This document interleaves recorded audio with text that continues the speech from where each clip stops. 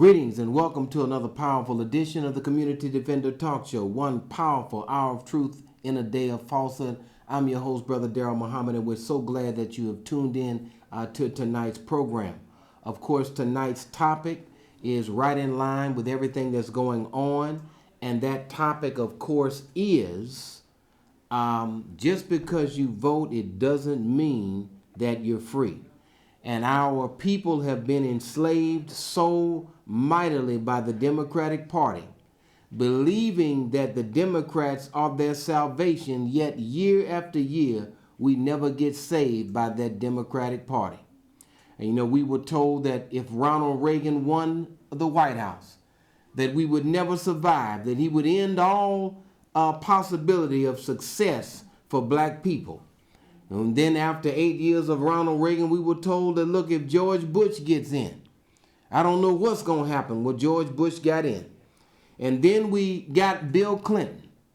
And we were so happy that a Democrat from a southern state had finally won the White House. And then he signed the crime bill and did welfare reform and did other legislation which has made it increasingly difficult to keep our families together. And it was the legislation that was signed by a Democrat, which has been the most destructive of all legislation to black people. Let me go ahead and take this call. I don't know how to answer this phone. Let me see. Yeah, go ahead, caller. You're on the air with the Community Defender. And please turn your television down, sir. Thank you. Yeah, I'm from New Iberia, man, and we got a serious problem out there, bro. We got, shit like the end of the world coming to, bro. Police, they laid there and they convicted 10 officers, but we still got the sheriff. For whatever reason, they found him not guilty. We got state police, man, it's like in our hood, man, just jacking us up, getting us tickets, doing all kind of just terrorizing us, bro. And you were saying, I heard you, that Brother Darrell, you were saying about the situation with the presidents for generations, say, bro, it's getting worse, bro. Don't nobody have our best interests at heart, man. And it's like, something happened the other day. It really switched the vote dealing with the federal trial in Shreveport. Two officers, bro, high-ranking officials, they got there and lied, bro. But not only that, some woman just self-appointed from the NAACP, the NAACP, she got up there and testified as a carrying witness for the sheriff. Say, bro, man, they've been sending us to prison, setting us up, robbing us. Man, ever since I done did two Josephs. I done had two 15-year sentences, bro. Don't get me wrong, I'm not no saint. You understand what I'm saying? None of us are, brother. None of us are. Say. It's been gangsters, man. Gangsters been running this city for the longest, bro. And see that woman right there? She lied, bro. And, it's sad, but we don't have no representation. We don't have no voice, bro. We got people with this plantation thinking, man. It's like they give them a few dollars, brother. It's like they just, it had to be money involved in this shit. But not only that, bro. It's nothing for the youth to do in New Iberia. Nothing. They about 2 summers ago, they just took the pool, man. Took the pool and put just cemented out. They got a guy, a world-renowned musician by the name of Buck Johnson. They just recently, for whatever, demolished his park. Just, people hang out, talk, barbecue, have a good time. It's like, man, it ain't never been this bad, bro. And we don't have a voice. Nobody is saying nothing or doing nothing. We suffering in silence. And we got a real serious violent problem going on in the city right now. Mm-hmm. It's like the one in our west out there, man. And people really scared. And let me tell you something, I ain't scared of nothing. But lately, bro, man, I get the heebie-jeebies just riding through my hood. I just really be getting bad feelings, bro. This is America, man. It's supposed to be America. But I really understand the history of this country. And I got enough sense to know ain't nobody gonna fix our problem, but we got to fix our own problem. Come on now. I really understand the history of the country, bro. The whole history is based on rape, robbery, and murder. So you can't look from help from them people. Bro, I would have to agree with you, caller. I definitely appreciate you calling in and voicing your concern. And I think that this entire 5 parish area, which is listening to you now, needed to hear what you said. We were actually going to get into the issue with Sheriff Ackle and how he was acquitted of all charges by a jury. But we know that, the enemy does lie, and that every verdict that's issued by a court is not a true verdict. In fact, many of them are bad verdicts. And so we know this already. We're going to kind of delve into it. And definitely, brother, I appreciate you calling in right off the stop, right from the beginning, and setting the tone, brother. Thank you, brother, for that call. All right, man. All right, my brother. Now, of course, that caller was very passionate about what he was saying about the dissatisfaction that many of our people are feeling. I believe he represents not just himself, but probably thousands of other people who feel the same way, who feel hurt that Sheriff Ackle was found not guilty. And of course, in the advocate, which we sometimes call the devil's advocate, they actually have as a headline, "After Trial, Sheriff Confronts Racially Split City."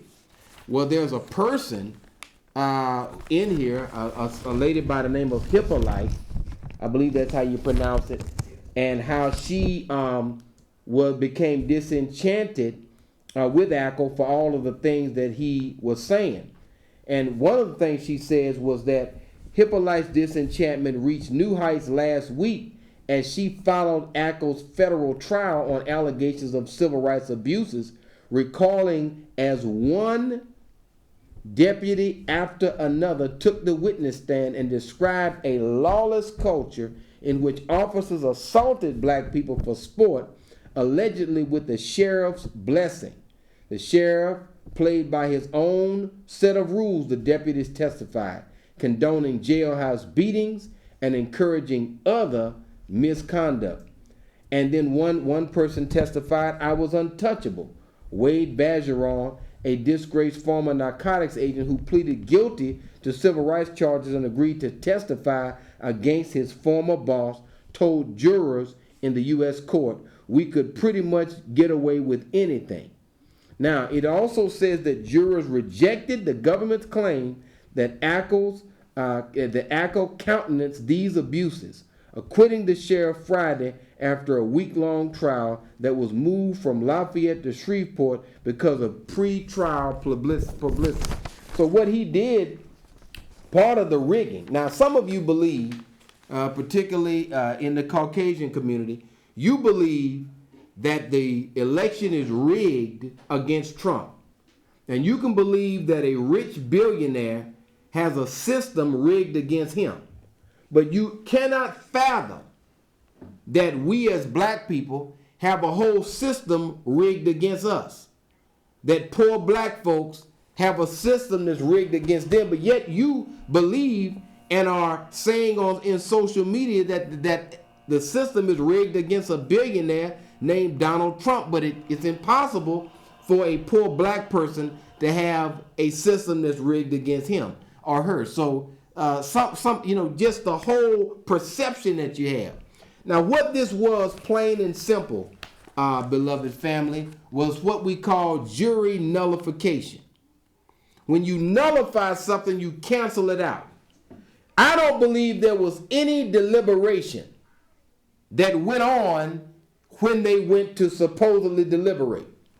Because after a week-long trial, to go through all that evidence, it probably would have taken you at least a day or two if you were really going through all of those counts that were against Sheriff Ackle. If you were really going through all of that, it would have taken more than 4 hours. And it goes all the way back to Emmett Till, where there was overwhelming evidence against the murderers of Emmett Till, who was taken in Money, Mississippi, kidnapped and sodomized and castrated and brutally beat to death. And the jury went in, they had a trial, they went out, they smoked a cigarette, they came back in, they said not guilty. That's in effect what happened. These people probably went, ate some gumbo, and said, let's let this good old boy get back to his good work of keeping the Negroes in control, under control, I should say. That's the bottom line. That's what you're dealing with.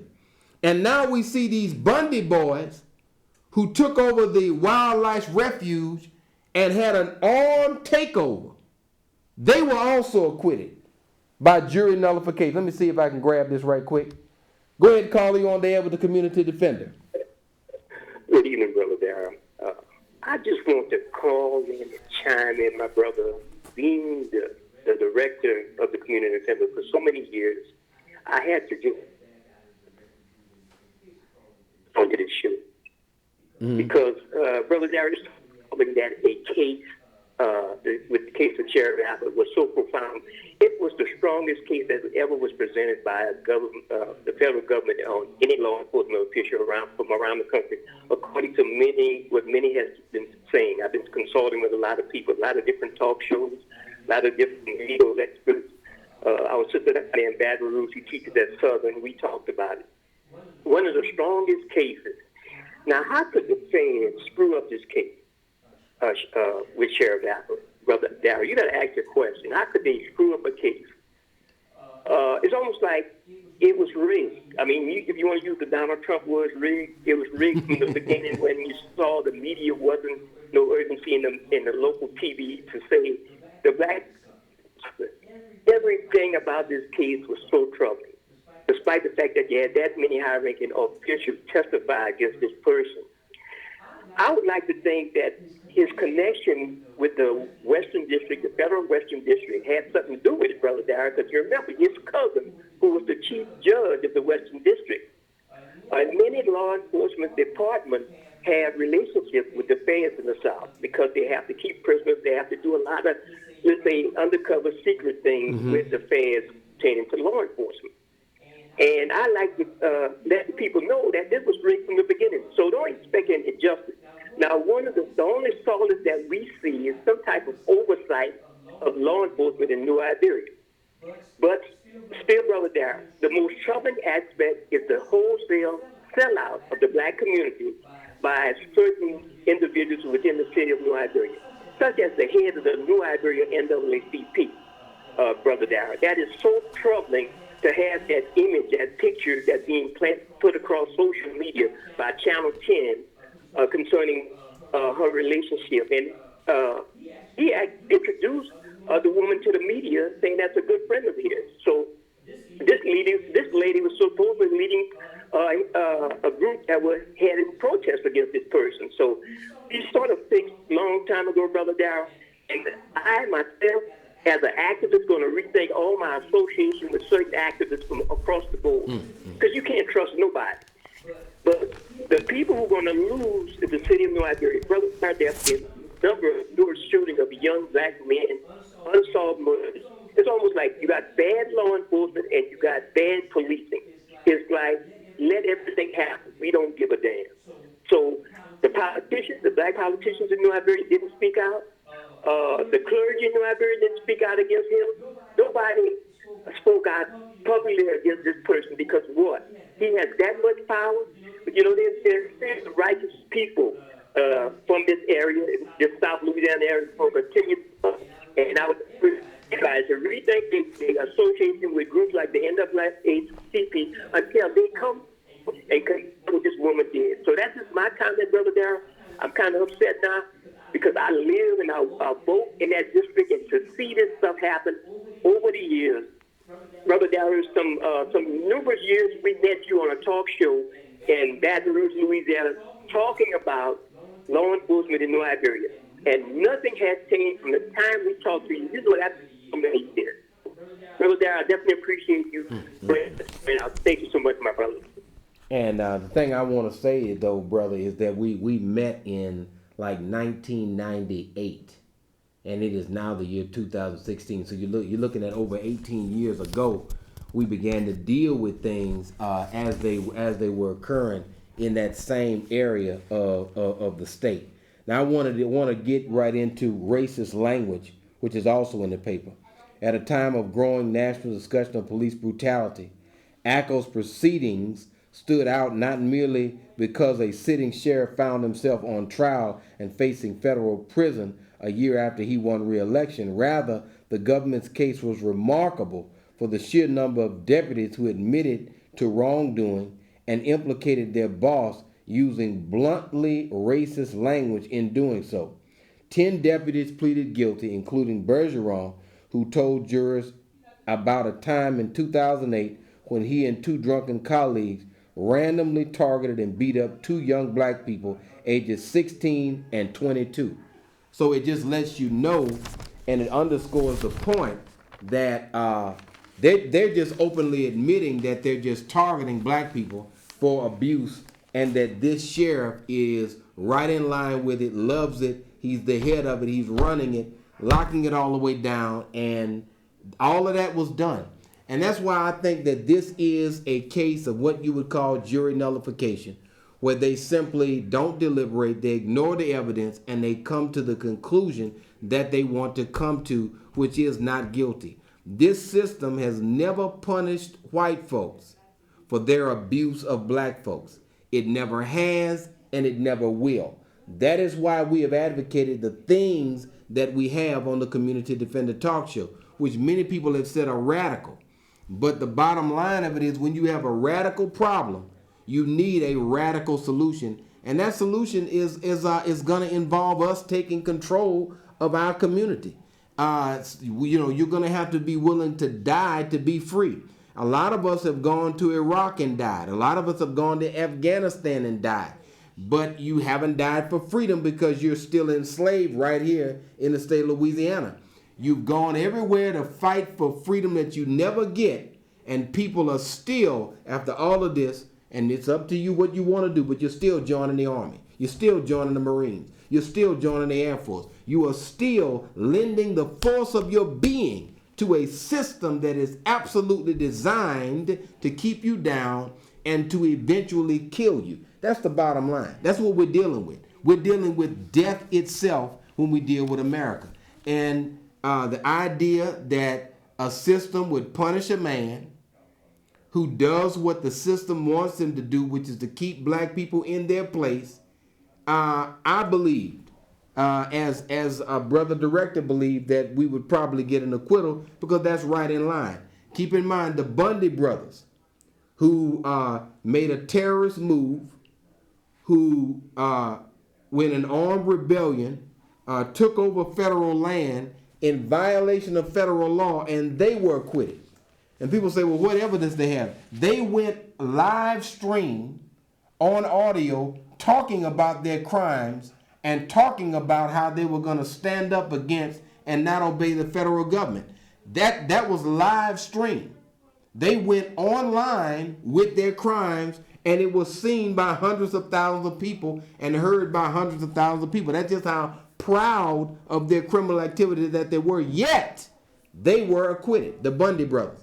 So it just goes to show you that they had guns, and nobody just came in with guns blazing and killed them.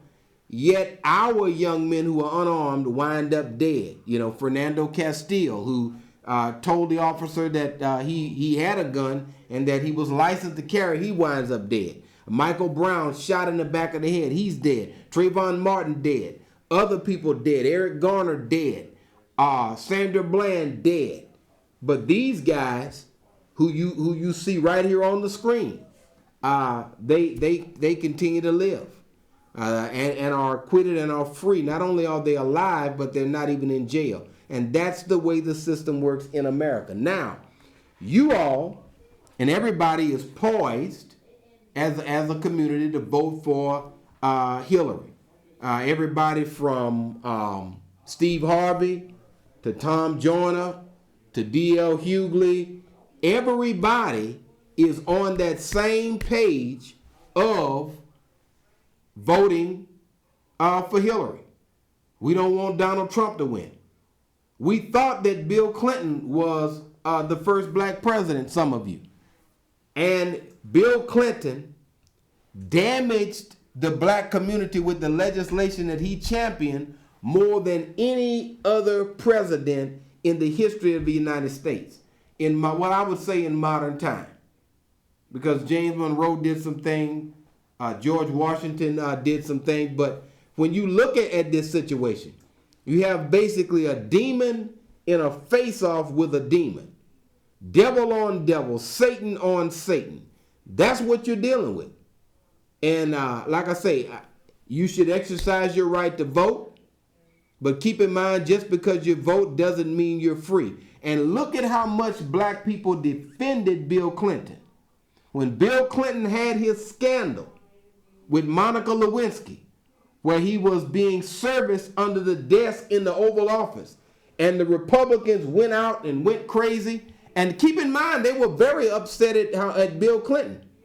But they are supporting Donald Trump, who says that he just grabs women on the genitals. That's what they're supporting. The other piece to it, and there's so much hypocrisy. They are talking about Hillary for 30,000 emails. And again, I'm not a Hillary fan. I'm just pointing out some hypocrisy.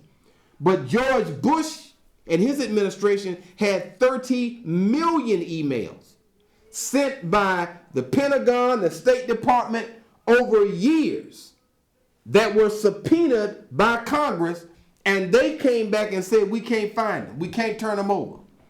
First, they sued for executive privilege. Then when they had to give them to Congress, then what ends up happening is they said they lost. We can't find them. So when you're talking about 30,000, and let's look at it mathematically. And I have some fraternity brothers that are very good in mathematics and computers, and they can tell you that 30,000 is one number, but 30 million is 1,000 times more deleted emails than 30,000. So when these Republicans say they are so upset at the emails, no, you should have been upset at George Bush's 30 million emails that he made sure that he did not give to Congress, which says in the emails that he knew there were no weapons of mass destruction. And when the Republicans say that they are upset that 4 Americans died in Benghazi, and we must get to the bottom of it.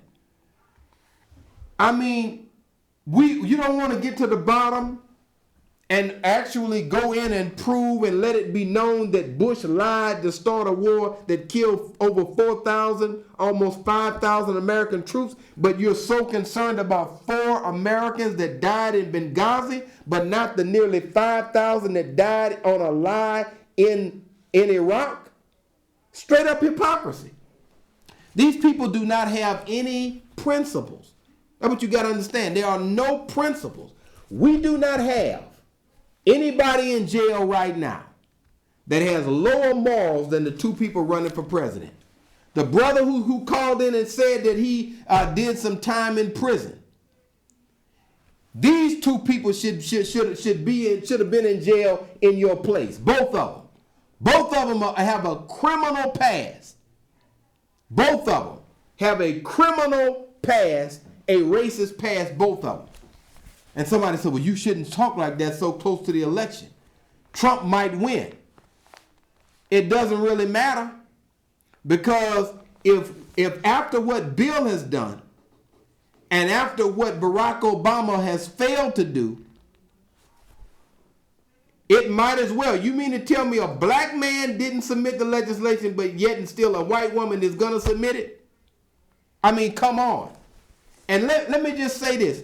Barack Obama is a good-hearted brother, but he is not using his power to aid the people in the proper way. Let me give you some ideas of what he has the power to do as president. Number one, everybody that he talks about who is in jail for non-violent offenses, who's never committed a violent crime other than the possession of drugs, and they've been in there 2 decades. He could simply give them clemency and let them out. He writes in his book, one of his books, I don't know if it's, I don't know which book it was, but he's written 2 books, where he talks about the fact that he used cocaine as a youngster. George Bush, his friends have come out and said that he was on cocaine and he was a drunk. So both of the last 2 presidents possessed cocaine, for which a lot of the people who are in jail cannot get out cannot get from under their criminal record, yet the last two presidents admittedly have possessed cocaine. So why be a hypocrite? Why not just pardon 100,000 people?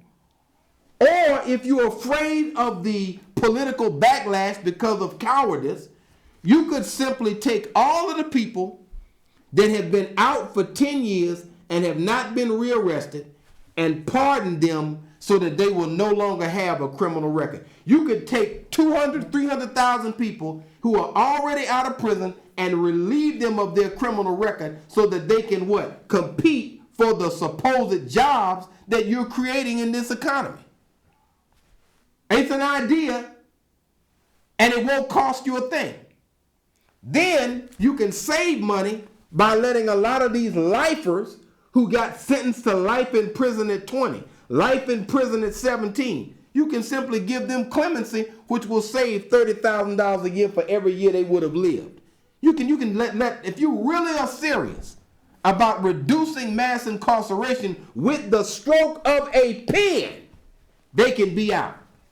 But it's not going to happen because everybody's just talking. And those who have the power to do don't have the heart and the will to do. That's just the bottom line. And Hillary's not going to be any better. If whatever we didn't get from Barack, you damn well better know you're not going to get it from Hillary. And you might say, well, Donald Trump, he's a racist. And so is Hillary. Hillary campaigned for Goldwater. Goldwater was against the Civil Rights Bill. He was against the Public Accommodations Bill. And he campaigned on stopping civil rights. That's what he campaigned on. And he lost the election, I believe it was to Kennedy. But the bottom line of it is she wore Goldwater girl pins. She campaigned for a racist senator out of Arizona who campaigned on keeping you and I from getting our rights. That's how she got her start in politics. Campaigning in a racist, anti-black campaign. Now, you don't think that in her formative years that has formed her mindset? Now, keep in mind, the memo that was hacked, the DNC already said meet with the activists of Black Lives Matter, but offer no support for their agenda. Acknowledge the systemic racism. Have a conversation with them. But at the end of it, make sure that you don't do anything to further their righteous agenda. And you don't think Hillary knows about that? The plan is to let you run your mouth in a meeting, serve you some coffee, make you feel like you're meeting with people, and then send you away and don't do a damn thing about the real problems that are going on. That's the game. That came out in the media also. And some of y'all are still, man, what about, look, at least with Trump, what you see is what you get. Hillary is a doggone liar. He's an open racist. She's a private one. The same with her husband. He was a private racist. And because he was a private racist, he signed the worst legislation. Worse than Reagan. Worse than Bush. Put more of us in jail than any other president. It was a Democrat. And some of you do not have the courage to tell the Democrats to go to hell. And the Republicans, the Republican Party also, to go to hell. Because both of them are anti-black parties. One open, one acting like they're your friend. One playing good cop, one playing bad cop. But it's still white supremacy is at the root of it. Bottom line, you don't have nothing if you are unwilling to unify with yourself and your own people. You'll go vote for a Democrat, a policeman will pull you over, shoot you when you're unarmed, and you'll be dead right after you vote unless you unify. You don't want to unify. The same church where Dylan Roof went in and shot and killed 9 people, they let him in and prayed with this white man. And the same church disallowed the Honorable Louis Farrakhan from speaking at that church after they let the white murderer in. We are making the wrong damn decisions. And it has taken 2 years and 4 months to set up a speaking engagement where wisdom could be given to the black people of Charleston through the Honorable Louis Farrakhan. 2 years and 4 months before he was able to speak in the city of Charleston because Negroes were so scared. You weren't afraid of these other, and look, they let other white folk in the church after the 9 people got killed by the young white boy. They continued to let white folk speak at the church. And instantly the media said, are y'all going to forgive them? Can you believe that? I mean, after Timothy McVeigh did his thing, did the media bring up forgiveness? White folks always want to plant it in your mind. Anytime they abuse you, they want to plant this whole corrupted idea that they say is from Jesus of you forgiving them. But when the Twin Towers fell, then it wasn't talking forgiveness. When Timothy McVeigh did his thing, they strapped Timothy McVeigh in and they killed Timothy McVeigh. They killed their enemies, but they want you to forgive yours. Understand that you've been a slave for too damn long. And see, at the Community Defender, we're going to tell you the truth. You might not like it, but we're going to tell you now. According to what we hear, we got an NAACP president that has a close relationship with an abuser of black people. Now, what have we advocated? How is it that a sellout can come in your church? Some of y'all, if the Honorable Louis Farrakhan or one of his ministers came to New Iberia, you wouldn't let that person in your church, even though they never sold you out. You let the white boy in there, he killed 9 people, and you kept letting white folks come into the pulpit. But check this out. Why would you let a sellout in your church? Why would they feel comfortable in the community? This brother called in and said he get the heebie-jeebies. When somebody sells the black community out, they should get the goddamn heebie-jeebies. It should not be a situation where you feel unsafe in your community. Whoever sells our people out should not feel comfortable. Whoever they are. I'm not singling out anybody. I'm just putting it out there, a principle. Why would you let them in church? How can they sit in church and sing Amazing Grace with you and be comfortable like that? They should be shunned everywhere they go. They should be pointed out. That's a sellout right there. If you see them in Walmart, that's the sellout. You should tell your children that is the sellout that is selling out the future of our people. Whatever elected official it is, whoever it is, whatever Uncle Tom pastor it is, they should never rest. If they're at the restaurant and you see them in there, you should say that is the sellout Negro. Go to his table and drive him. But you're unwilling to do that. You play with these Uncle Toms.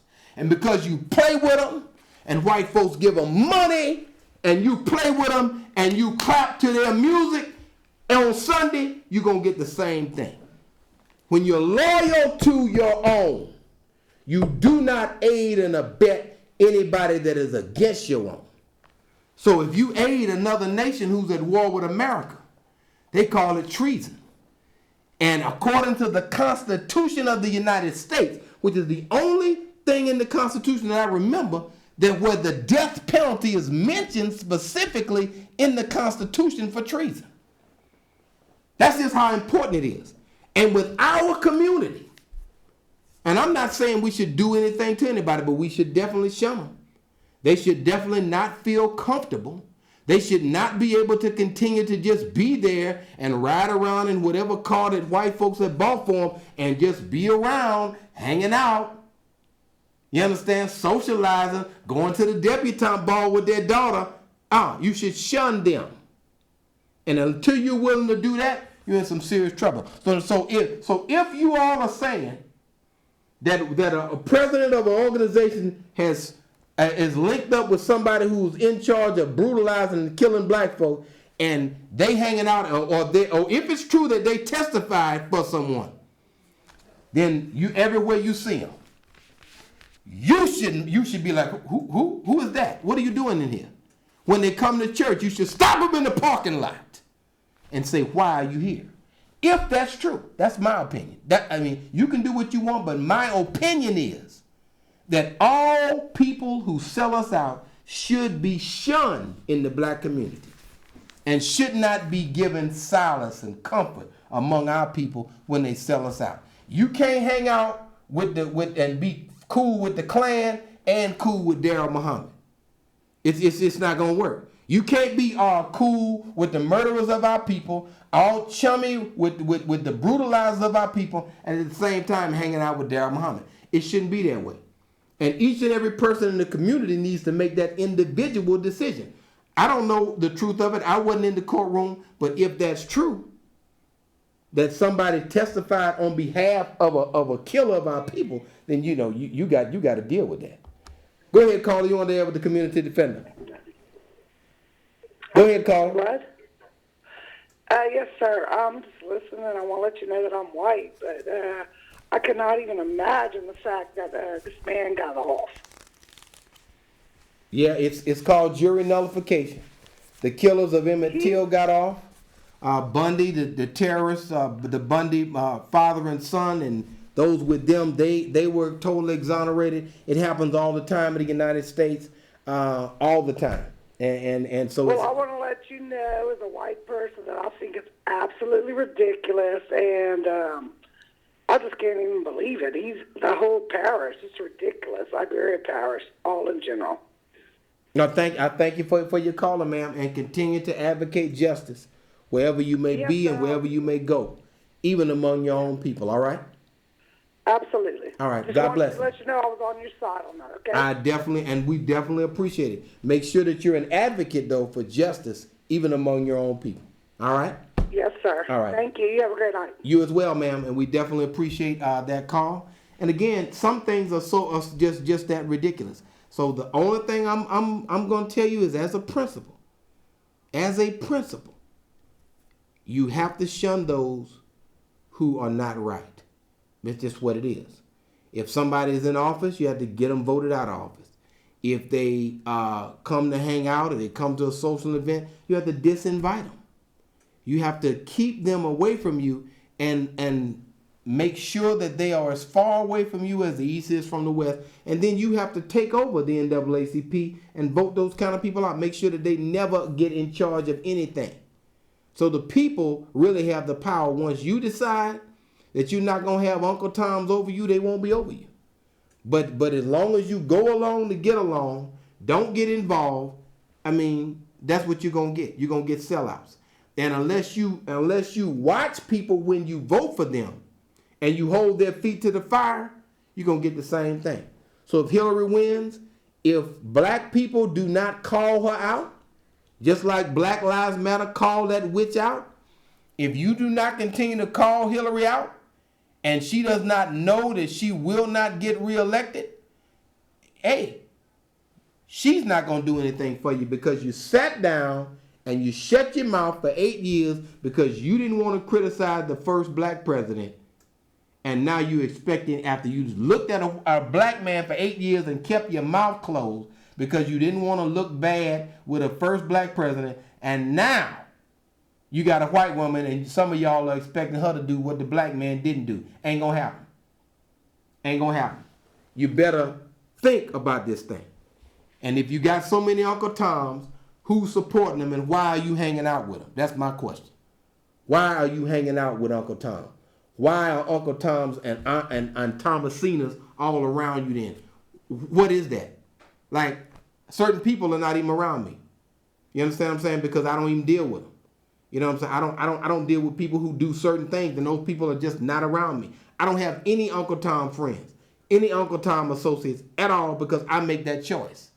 You understand what I'm saying? I don't have anybody that around me that's poison in my community. I don't have that because I made a choice not to deal with those people. And when I see those people, sometimes I call them out. When certain laws pass, I call my representatives and say, hey man, I'm looking online and you voted for this. Why did you vote for this? Some of them lied and said that somebody grabbed their voting machine and voted for it. I had matter of fact, Kip Holden lied to me with the insurance impound law, and of course I believe it's a lie.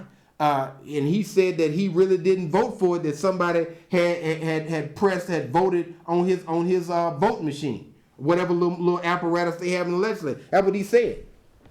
He didn't even admit to voting for the insurance impound law when I got him on the phone. This was way back before he was mayor. I was jamming these Uncle Toms up. And that's what you need to do. Bottom line. Go ahead. Go ahead, caller. You on there with the community defender. Yes, sir. I'm a Republican generally. I don't know the candidate, but I'm in more agreement with you than I am with the Democratic Party. They're all in line. I watched their party membership meeting last week on AOC. All Democrats have gone up. They're all pro-choice. They're all pro-LPG. They're all up and down the line with the pro-abortion, pro-homosexual agenda. Yet they're going to churches, primarily black churches, and the pastors let them go in there and talk. And I was wondering what your opinion was about that. Thank you, sir. A lot of times, I'm not in favor of killing children before they're born. I'm also not in favor of killing grown men after they're born. So I'm not in favor of Victor White being murdered. I'm also not in favor of a child in the womb being murdered. And some of the problems with Republicans is that you're all for somebody when they're in the womb, you're pro-life, but then just kill them and beat them and murder them once they get out of the womb. So we have to be pro-life inside the womb as well as outside the womb. And that's the position that I take. Now, as far as preachers, preachers are many of them are in this thing for money. They preach for money. They're in this thing for notoriety and money. And in politics, there's money. So they will invite somebody that is in direct contravention with Jesus and what he taught. And one of my Facebook posts today, I said a man that many Christians will never follow is Jesus. That's one man that many Christians will never follow, and that's Jesus. And that's with the preachers, that's with everybody.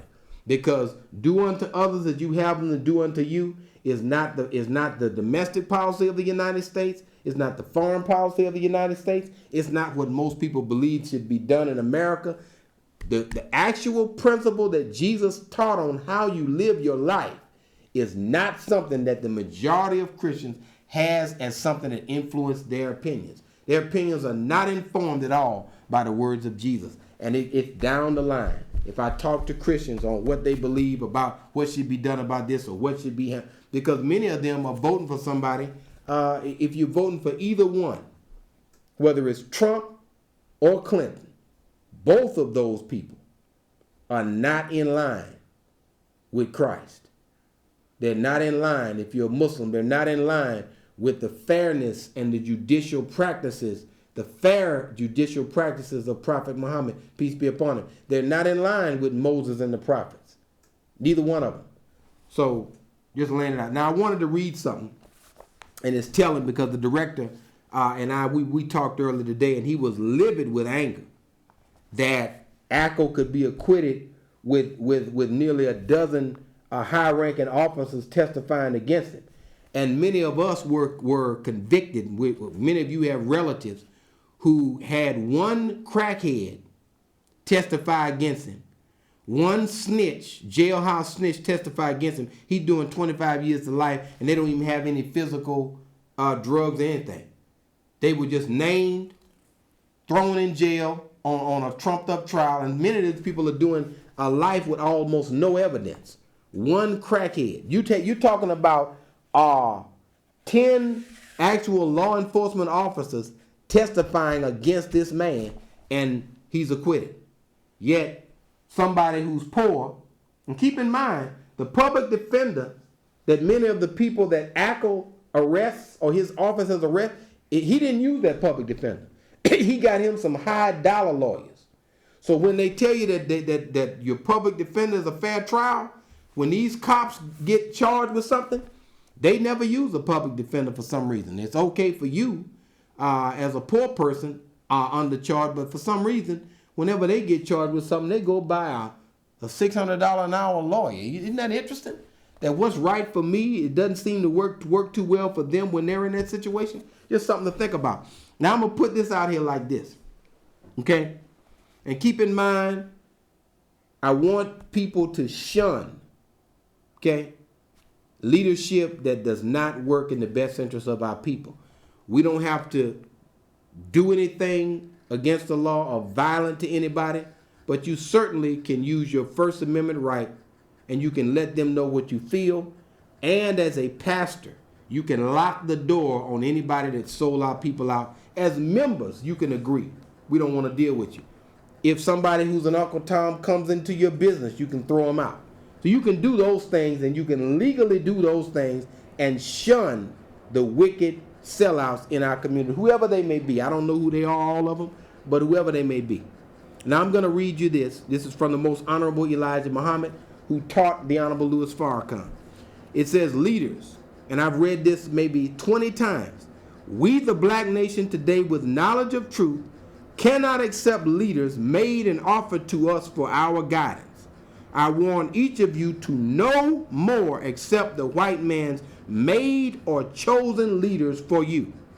This is what has kept us bound in the mental chains of slavery since the days of slavery. Our leaders are by their choice. These kinds of leaders are Uncle Toms who are licking the boots of the white man for his pleasure and wealth, regardless of what happens to you and me, for they care not. Just laying it out there. That right there is divine guidance from God's messenger to the black people. Don't accept made leaders for you. Now, we only have a few moments on the program. On a lighter note, right quick, because I'm not really into sport and play because we got serious issues, I do want to congratulate the Jags for handling the business in Houston, Texas against Texas Southern. You know I am a Jaguar fan. I love the Jags. I love Southern University. And, of course, I want to, of course, send a shout-out to the members of Alpha Phi Fraternity Incorporated who are always in the community, locking it down, doing good service, doing good work, and keeping the dialogue on a higher level. So I want to definitely thank y'all. Now, the other thing is getting right back to where we are. It looks like in a poll of likely voters, according to a CNN poll, that Donald Trump in a four-way race is at 45%, that Hillary is at 43%, that Gary Johnson is at 7%, and Jill Stein is at 2%. Those other parties are pulling away from Hillary Clinton. And so the thing is that without a good black voter turnout, she can really lose this race. It is up to black folks whether they put her in or not. It was black people, because the majority of white people didn't vote for Barack Obama.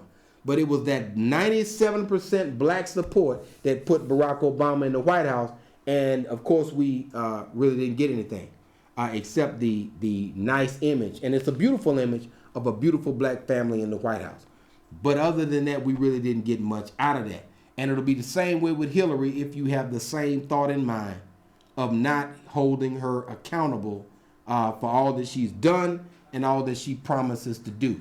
Again, if we don't come out and vote for her, she will lose. And Donald Trump will be the president. I personally am not, as my self-respect, I cannot vote for Donald Trump or Hillary. My self-respect as a black man and as an enlightened person who studies and reads books, I can't do it. I can't do it. I know that God is going to be on black people's side regardless of whether Trump or Hillary gets in. I know we're going to be on this planet Earth forever. Nobody can remove us. So I'm just laying that out there. I have faith in God. I don't care if it was Reagan, Bush, whoever it is. Whatever demon gets in there, as a black people, we're going to survive. Bottom line. It may be harder. It may be difficult depending. But the bottom line of it is we're going to survive. And my faith is not in Hillary or Donald. My faith is in God. I've already voted for God to be my ruler. And I'm definitely not going to vote for Hillary or Donald to be, because I already voted for God. I'm going to go to the polls because there are some local elections that I'm very interested in. But if it was up to for these two guys, ain't no way in the world I'd even get out of my bed and go over there. But there's some local elections with some people who are very good people that need our support that I'm going out to make sure that I cast a ballot for. And so to that end, I want to thank everybody for tuning in to the Community Defender. Thank you for your calls. Thank you for your output and your input. And we'll be right back at you in our next installment real soon. Going hard as usual on the Community Defender. God bless you, and kiss your wife, hug your babies. We got a few seconds. Kiss your wife, hug your babies, and enjoy that family life that God has given us all. And when you go out to vote, make sure you vote with knowledge. Know what you're getting. Don't be disappointed. Don't be disappointed. Just like with this ACO verdict, don't know what the system is going to do and understand it. And so may God bless each and every one of you and each and one of your families during this very trying time for black folks and for America. God bless you, and you know I love you. Assalamu alaikum.